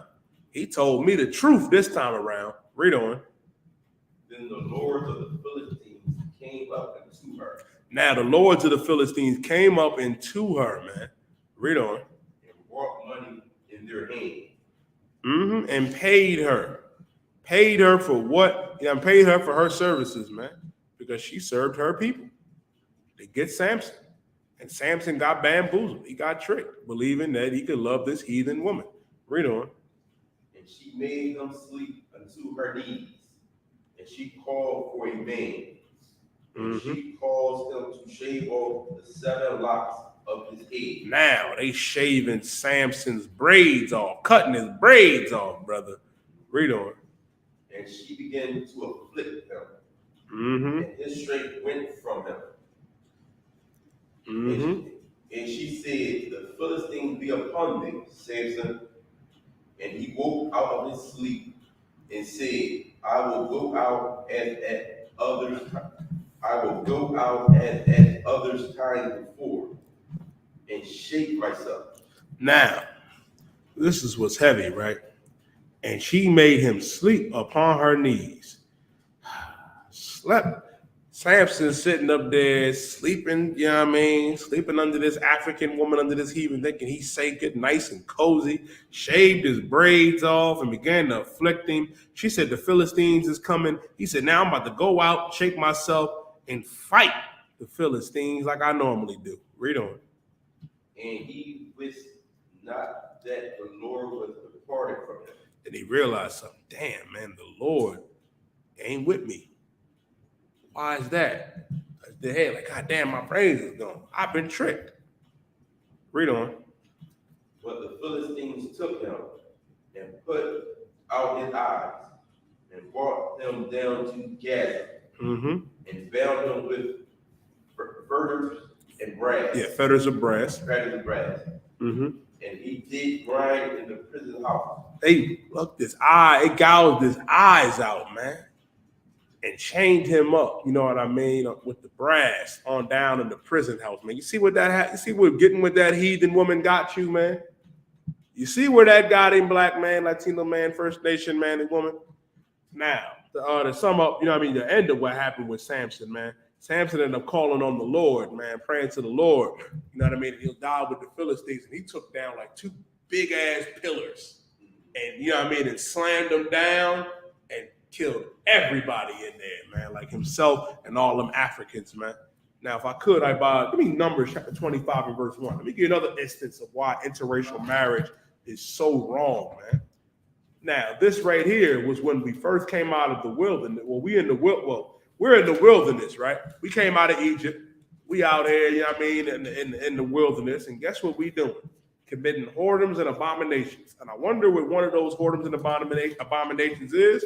Read Numbers chapter 25 and verse 1, This book of Numbers, 25 and verse 1. And Israel abode in Shittim, and the people began to commit whoredom with the daughters. They started to commit what? Whoredom. They started to commit whoredoms with the daughters of who? Moab. Oh man, here we go. Ooh-wee, Now we was in Shittim, and the people began to commit whoredom with the daughters of Moab. Now, who is Moab? Moab is the so-called Chinese. The Chinese man and woman today are the children of Moab, man. Now, to give you a quick backstory on Moab, right? Moab and Ammon were born unto Lot, because Lot was, his daughters, Lot's daughters got real drunk and GMS their dad, raped their father, got Lot drunk, you know what I mean, and went and laid with their father. And thus you got Moab and Ammon. And you know what happens when you do incest? The children can come out slow. Why do you think they call the Chinese the Mongoloids? Because they're products of incest. Moab, Mawa'aba, that's who they are. And the Japanese are Ammon. The Chinese are Moab and the Japanese are Ammon. Now, Israel started to commit whoredom with the daughters of Moab. You sleeping with the Chinese woman now. And you sleeping with the Chinese man now. Black man, Latino man, First Nation man and woman. Interracial marriage is wrong, man. The Lord said that now we began to commit whoredom with the daughters of Moab. Read verse 2, Verse 2. And they called the people unto the sacrifices of their gods. And the people did eat and bow down to their gods. Now you sitting up there celebrating the Moabites' God. Now you're worshiping Buddha or whatever the hell they worship, man. Now you bowing down to their gods. That sound familiar? That's why the Lord said in Deuteronomy 7 and verse 3, neither shalt thou make marriages with them. Reading on down to verse 5, it said, because they'll turn your minds away from serving the Lord, so you'll follow other gods. You ain't supposed to do that, man. You ain't supposed to marry these heathens and follow their gods. Read on. Verse 3. Now you sitting up here a Buddhist. Some fat Moabite man, that supposedly got enlightenment by eating a grain of rice a day. They can't stop eating Tom and Jerry, and you expect me to believe that he ate 1 grain of rice a day. Y'all niggas is stupid, man, to believe in that garbage. Right. Goes to show you, man, that it's nonsense, that it is garbage. Read on. Verse 3.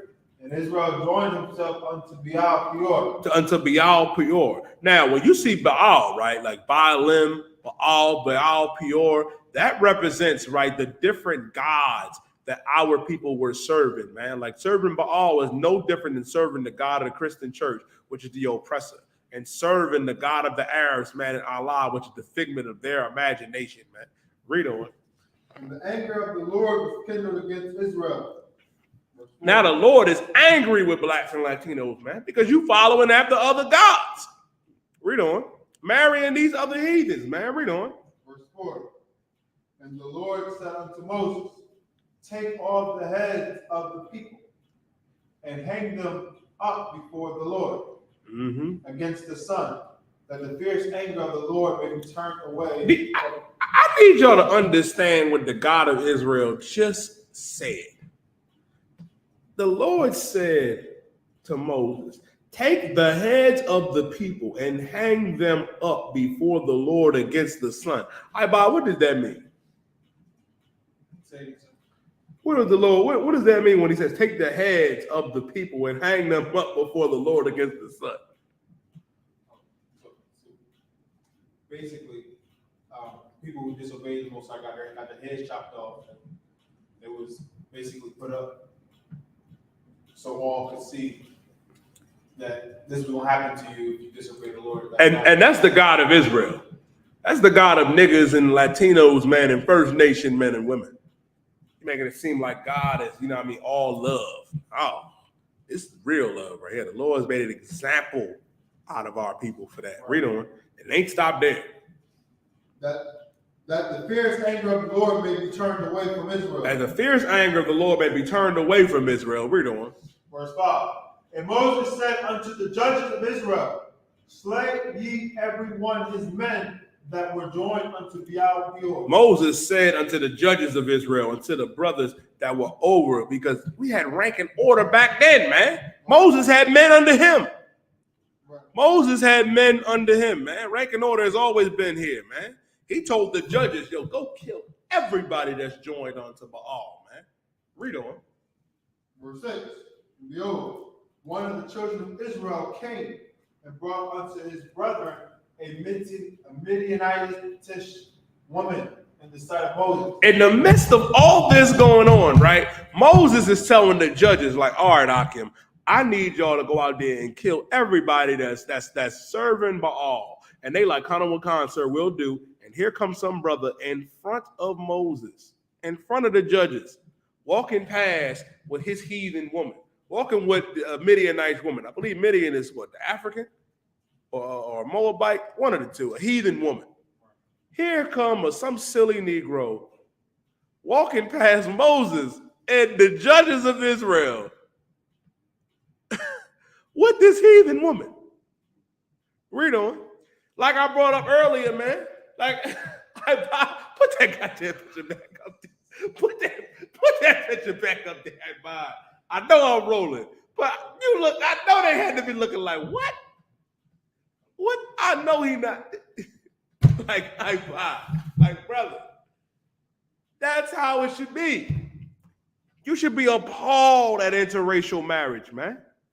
It said this, that he brought unto his brethren a Midianite woman in the sight of Moses and in the sight of all the congregation of Israel. Meaning this, he ain't just do it in front of Moses. He did it in front of the judges, in front of all of Israel. We sitting here weeping and crying because we dying, and I mean, we being punished because some Uncle Tom brothers and sisters want to go and marry heathens, and here come one right now with a heathen woman walking past Moses and us. And we looking like, what the hell is wrong with this? Like, and this is what's crazy. He had to walk past the heads of the brothers, right, that was cut off, and sisters that was cut off for doing this. And he like, I'm going to get mine. We looking like, what's wrong with this? Read on it, I can't. And in the sight of all the congregation of the children of Israel, who were weeping before the door of the tabernacle of the congregation. We sitting here weeping by the door of the tabernacle, man. Like, God damn. Like, and then read verse 7. We sitting here like, man, this is rough. You know what I mean? We being plagued by the Lord, man, because they want to go and marry heathens, man. And here come this brother going to do the same thing. We looking like, boy, ain't no way. Read on. Verse 7. And when Phinehas, the son of Eleazar. Now, Phinehas, the son of Eleazar, a righteous brother, man, had enough. Read. The son of Aaron, the priest, saw it. He rose up from among the congregation and took a javelin in his hand. He saw this, right? He said, oh, hell no. Ain't no way, boy. He went and got a javelin. I don't know if y'all know what a javelin is, but like a javelin, it's like a spear, right? You know what I mean? Got like, he's thinking of a big ass spear. Got a spear, right? And said, I'm about to go fix this. Read on, Bob. You can make me big again. No come.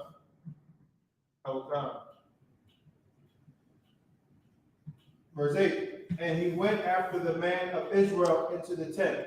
And Now, he followed him into the tent. He said, okay, you want to go and marry this heathen woman in front of Moses, in front of the congregation of Israel, in front of the Most High? I got something for you. Read on. Okay. And thrust both of them through. And thrust who? Wait, what? And thrust both of them through. And thrust both of them through. Meaning this. What does it mean where he thrust both of them through? Meaning he killed them both while they was getting it on. Read on. Okay. The man of Israel and the woman through her belly. The man of Israel and the heathen woman through her belly. Meaning he was on top of her. Read on. So the plague was stayed from the children of Israel. And the plague was stayed from the children of Israel, man. And the Lord ended up telling Moses, man, that Phinehas, the son of Eleazar, had turned away my wrath from the children of Israel because he was zealous for my sake. Now, we ain't going around doing that today. Priest is not going to kick down your door and kill you while you tearing Esau up. No, we ain't going to do that. But here's the thing, right? Here's the thing. The Lord said this. Brother, give me give me Tobit chapter 4 and verse 12. Yo, man, Michael, give me Proverbs chapter 25 and verse 16, Bubba Shaw. Let me get there with you. Give me Proverbs chapter 25. All right, bobbity. Give me Proverbs. No. Give me Proverbs 16.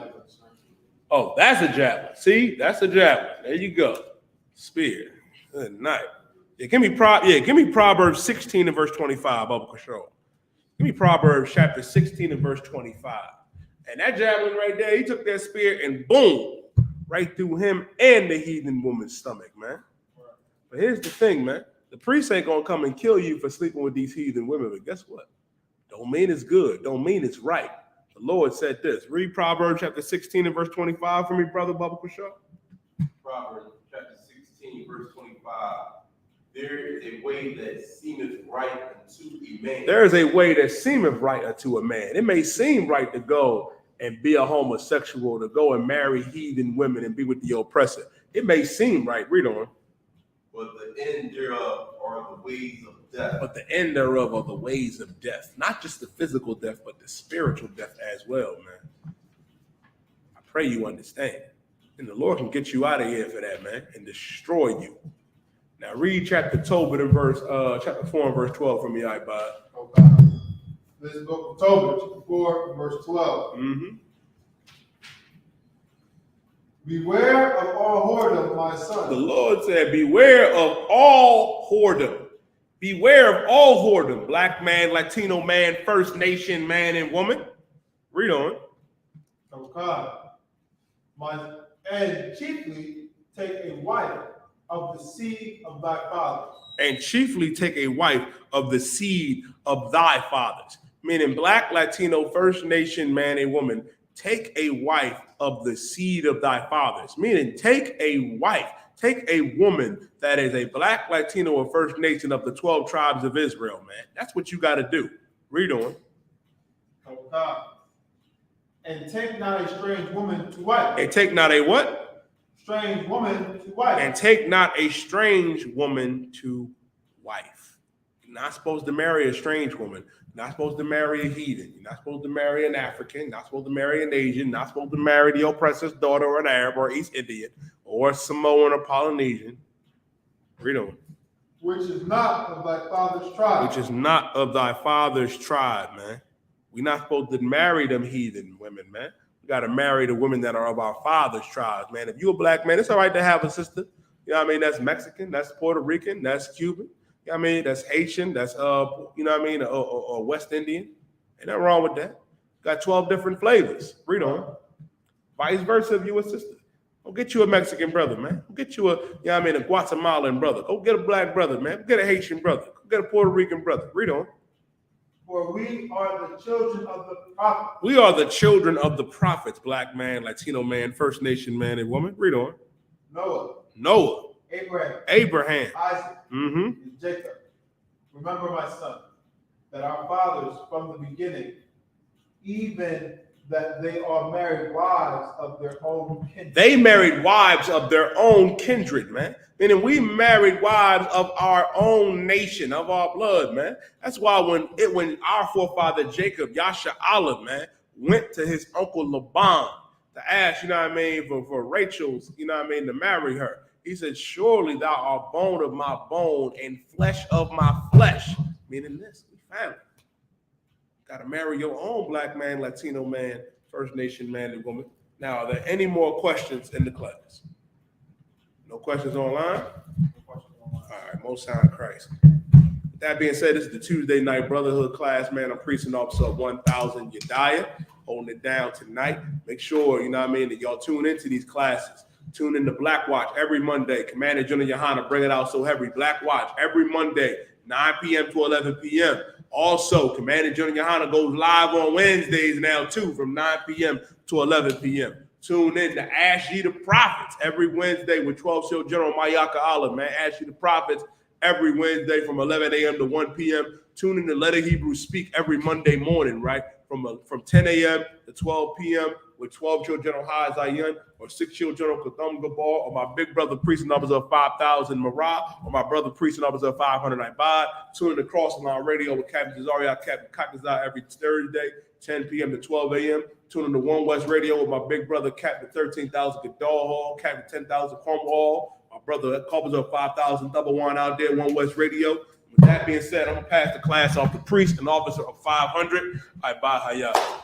The police officer Yediah 1000 strong comprehend, teaching about the class. Israelite School of Universal Practical Knowledge security announcements. We are the Israelite School of Universal Practical Knowledge, started out on 1 West, 125th Street, Harlem, New York, under Commander General Yohanna. Rule for new brother and sister. When a new brother or sister comes into the school, they are off limits for 6 months. They are to be saluted only. They are here to shed themselves of the world. If they need transportation, the teacher will arrange it. After 6 months, if a brother or sister has an interest in a particular person, he or she must give permission from the head to speak to a brother or sister. There is another 6 months in which the brother and sister will court each other. After this month period, the brother and sister will get permission from the head to marry. Tithes, which is a commandment, found in the book of Numbers, the 18th verse 21, and the book of Malachi, 3 verses 8 through 10. I.S.U.P.K means tenth in Hebrew. 10% of every penny of any increase the Lord gives you, give to the Treasury Department, priest fund. Free will offering for the priest, not mandatory. Whatsoever amount you would like upon upcoming holy convocations is the Feast of First Fruits. Starts after the Sabbath of unleavened bread, sundown Saturday, April 23rd, 2022. We count 50 days. We celebrate the 50th day, and that day is Sunday, June 12th, 2022. Start before sundown. Found in the book of Leviticus 23, verses 10 through 22. Remind Akim and Akwathian to check the bulletin board in the hallway. If any brother wants to be a trooper in the school, start wearing all black boots, shirt, headband, or scarf. And with that, Amaj, which means to stand. We can do the Lord's Prayer. Sar, the Pumhak means turn and face the east. That means turn and face this direction. And when we pray, we lift up our holy hands, as the Bible states. So this is the Lord's Prayer in Hebrew. Abanawa. Shabbat Shemayah. Shabbat Shemayah. Kodash. Kodash. Hayah. Hayah. Shamka. Shamka. Yahweh. Yahweh. Malakwaka. Malakwaka. Baba'ah. Baba'ah. Wadazayaka. Wadazayaka. Hayah. Hayah. Aisha. Aisha. Ba'aratiza. Ba'aratiza. Kawah. Kawah. Hayah. Hayah. Washamayah. Washamayah. Nathananah. Nathanael. Nakam. Akam. Ka. Ka. Yawam. Yawam. Wasalaklanah. Wasalaklanah. Kabawaknah. Kabawaknah. Kasalaknah. Kasalaknah. Kabawakyanah. Kabawakyanah. Wala'ah. Wala'ah. Bi'ayinah. Abi'ayinah. One. On the side one. Ball. A ball. Awashayinah. Awashayinah. Mayan. Mayan. Rod. Rod. Kayah. Kaya. Lakah. Laka. Amalakwa. Malakwa. Waha'al. Wala'al. Wahapapara. Watapara. Lawalani. Lawalani. Aman. Amen. Our Father, Our Father, which art in heaven, which art in heaven, hallowed be thy name. hallowed be thy name. Thy kingdom come. Thy kingdom come. Thy will be done Thy will be done in earth in earth as it is in heaven. as it is in heaven. Give us this day Give us this day our daily bread. our daily And bread. forgive us our debts Forgive us our debts as we forgive our debtors. as we forgive our debtors. And lead us not Lead us not into temptation, into temptation, but deliver us but deliver us from evil. from evil. For thine is the kingdom, Thine is the kingdom, and the power, power, and the glory, glory, forever. forever. So be it. So be it. Sorry. Sorry, which means to turn. Turn. Brother, turn right now. Since this is Yeshua means to be seated. Men of Israel, we'll give one praise salute. Men of Israel, I.S.U.P.K. And I.S.U.P.K. Barak. Yahweh Ba'Shem Yahushua Barak Atham. What we said was Yahweh Ba'Shem Yahushua Barak Atham, which means the Most High God, in the name of Christ, bless you. Yahusha means hands down. Star means turn and face the sisters. Sisters, your bottom body is your head, body covered, your feet connected at a 45-degree angle, and your right hand clasped over your left as such. Men of Israel, we'll give the sisters more courtesy salute. Men of Israel, I.S.U.P.K. and I.S.U.P.K. Barak. Yahweh Shamar Alathah Ba'Shem Yahushua. That's your top. You stand there. Pass the sisters. And what we said was, may the Most High watch over you in the name of Christ for the system.